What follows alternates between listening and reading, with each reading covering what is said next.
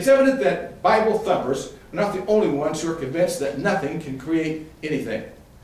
In fact, such teaching is not scientific. It's silly. Pseudoscientists have been exposed as frauds, and Bible thumpers have been vindicated. Now, in the interest of full disclosure, I have been called a Bible thumper, but I really don't thump my Bible very much, and not really hard. But then I'm also thinking about joining Bible Thumpers Anonymous. Maybe they can help me.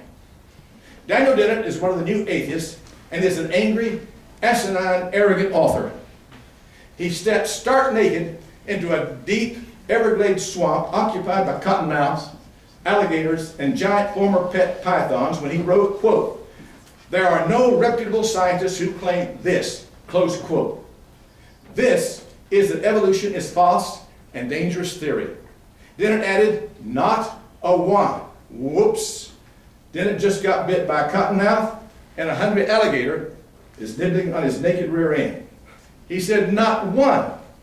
Not one. Well, how about Dr. Pierre Grazet, who happens to be the greatest scientist in France, whose knowledge is said to be encyclopedic, who was the editor of the French Encyclopedia. And Grazet wrote a book called The Evolution of Living Organisms, quote, to launch a frontal assault on all forms of Darwinism.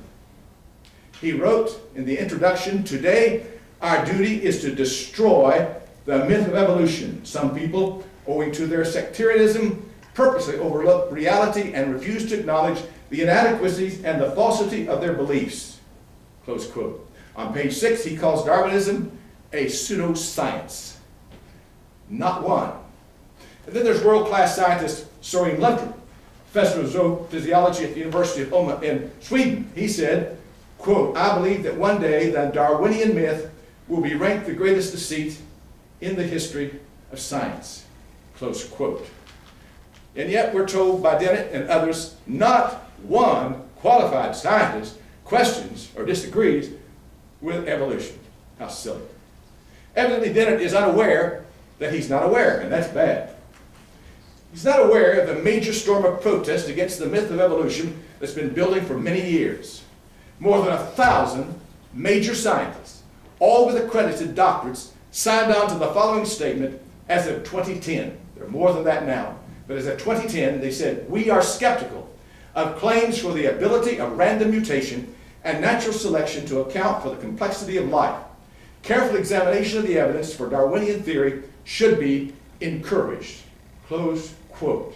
And yet atheists claim that not one major scientist doubts the theory of evolution. Obviously, new atheists are clearly dishonest and shameless. There are hundreds and hundreds and hundreds highly qualified scientists who not only disagree or at least question evolution. Devious, deceptive, and dishonest evolutionists now claim that change is evolution, but that's so silly it's embarrassing. Everyone admits to change, but the change is never from a simple to a more complex creature. Never. Fossil records prove that the creature fossil always remains the same creature. Fossils always prove that a cow is always a cow, a dog is always a dog, and a horse is always a horse, of course. You may not know that the famous horse series that's found in practically every evolutionary textbook has now been totally discredited.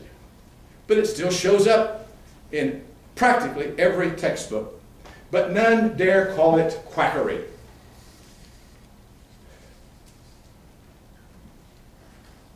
I'm waiting for Dawkins and Hitchens and Dennett and Harris and company to admit their lies and their enthusiastic advancement of atheism, as they declared that evolution is a fact not disputed by any qualified scientist. They're dishonest. Obviously, the atheists are wrong and have proved themselves to be fools, frauds, or fanatics. Maybe all evolutionists are in a special classification, not Homo sapiens like normal people, but Homo ignoramuses. One symptom is that they are all ignorant of their ignorance. Bad enough to be ignorant, but not to know it is truly tragic. Most of the new atheist books are filled with anger, not answers. Answers that are supposed to prove the non-existence of God and the scientific support of due-to-you evolution. They often speak a reason to spend their time ranting. They promise to support their position that God does not exist, plus he's unnecessary, but they don't support their objective. Their books are loaded with malice, mistakes, mishmash, and maniacal attacks upon Christians and Jews, none of which is really germane to their argument. Their books have lots of white space, and frankly, the white space is more interesting, informative, and instructive than their writing, also more inspirational. New atheists are known for the bluffing, bragging, bluster, and bravado, no doubt to compensate for their low self-esteem. As I proved in the God-haters, they are desperate, duplicitous, deceitful, devious, and dishonest. I forgot to mention dull. However, that's not the main issue. The question of the ages: is there a God or not? That is the question that is not just a philosophical or academic matter. If there's a personal, sovereign, self-existent, all-powerful, all-knowing God, then the implications are staggering for every individual on the face of the earth. If evidence proves that God does not exist, then let's all go home, pull down the blinds, eat a big box of chocolates, and wait for the end. However, if God exists, even if He possibly exists, then you have to make decisions based on that possibility. It's also worth pointing out their evidence is not representative of reality, is when they choose the most crude, uneducated Visigoths as representing God and Christians. They know what they're doing, but they continue to do it. That is dishonest. And some old atheists have admitted that fact and consider it embarrassing to academia. Suppose I suggest all atheists come home each evening with a bottle of cheap rum, kick the dog, curse and mistreat their mistress, get roaring drunk, and cause havoc throughout the neighborhood all evening. Close quote. Now, all honest people would rightly find my statement irrational, ignorant, and irresponsible. That's exactly what the modern atheist apologists are doing with no sense of shame. They won't just debate the issue, it's always a personal attack. Always. As Dawkins and other atheists deal with Christian creationists, whom Dawkins refuses to debate, they drip with viciousness. Why the hatred? Why the anger? When other authors write about people or issues, they tell the story, state their positions without being vicious. But not those dudes. Let Dawkins speak for himself. Quote, "To describe religions as mind viruses is something interpreted as contemptuous or even hostile. It is both.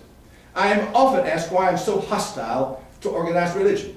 Close quote. He hates Christians because he hates God and the Bible that condemns him.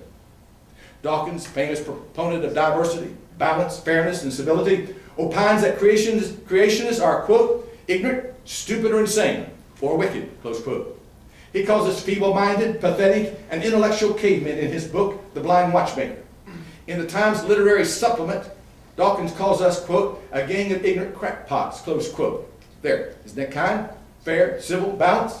See what I mean when I say that many evolutionists and all the new atheists are mean as junkyard dogs with advanced stages of canine AIDS. All the new atheists are as intolerant and vicious as the most rabid inquisitor of the 14th and 15th centuries. They are mean, super mean, and very dedicated to their agenda. Sam Harris is also mean and shameless, or it may only be stupidity, when he declares that Christian parents who believe the Bible are expected to kill their children who talk back, stone people for heresy, adultery, homosexuality, and working on the Sabbath. Close quote. No, Harris can't be that stupid. He has been told many times what Christians believe, but he refuses to change his books and change his lectures. He lies because he's a liar. That's why I declare in the God-haters that new atheists are deceitful, dishonest, and dangerous people.